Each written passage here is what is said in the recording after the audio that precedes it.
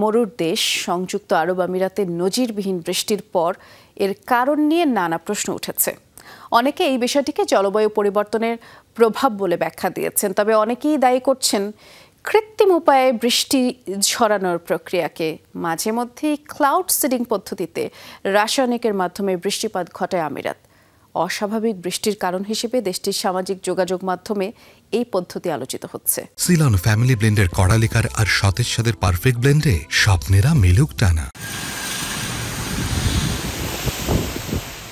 সংযুক্ত আরব আমিরাতে গোটা বছরে যে বৃষ্টি হয়, মঙ্গলবার একই দিনেই তার দ্বিগুণের বেশি বৃষ্টিপাত দেখেছে দুবাই।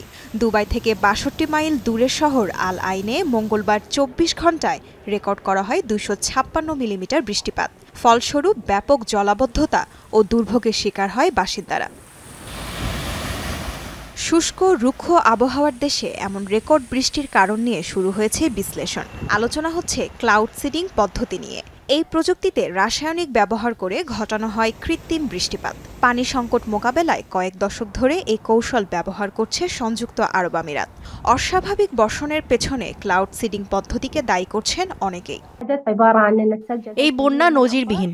ক্লাউড সিডিং পদ্ধতিতে বৃষ্টিপাতের প্রভাব হতে পারে, কারণ এই প্রক্রিয়ায় বর্ষণের পরিমাণ বৃদ্ধি পায়। তবে এবার কিন্তু এই পদ্ধতি অনুসরণ করা হয়নি, বরং স্বাভাবিক বৃষ্টিই হয়েছে। এপ্রিল ঋতু পরিবর্তনের সময় তাই বিরূপ আবহাওয়া দেখা দিতেই পারে। বেশিরভাগ বিশেষজ্ঞ আমলে নিতে চান জলবায়ু পরিবর্তনের প্রভাবকে। উষ্ণ বাতাসে আর্দ্রতা বেশি থাকায় বাড়তে পারে বৃষ্টির তীব্রতা। তাই এই দুর্যোগের পেছনে প্রত্যক্ষ বা পরোক্ষভাবে জলবায়ু পরিবর্তনের প্রভাব থাকতেই পারে। অবশ্য বিষয়টি আরও স্পষ্ট হতে লাগতে পারে বেশ কয়েক মাস সময়।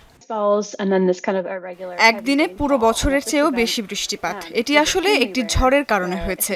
জলবায়ু পরিবর্তনের কারণে এই ধরনের ঝড়ের প্রবণতা বেড়েছে। বলা যায় বাতাসের আর্দ্রতার প্রভাবেই ঝড়ের শক্তি বেড়েছে। সাম্প্রতিক গবেষণায় দেখা গেছে বৈশ্বিক উষ্ণতা যেভাবে বাড়ছে তাতে চলতি শতকের শেষের দিকে সংযুক্ত আরব আমিরাত জুড়ে ৩০% পর্যন্ত বাড়তে পারে বার্ষিক বৃষ্টিপাত। এর প্রস্তুতি হিসেবে পানি নিষ্কাশন ব্যবস্থা শক্তিশালী করার পরামর্শ বিশ্লেষকদের। তাজরিয়ান সোবহান, যমুনা নিউজ।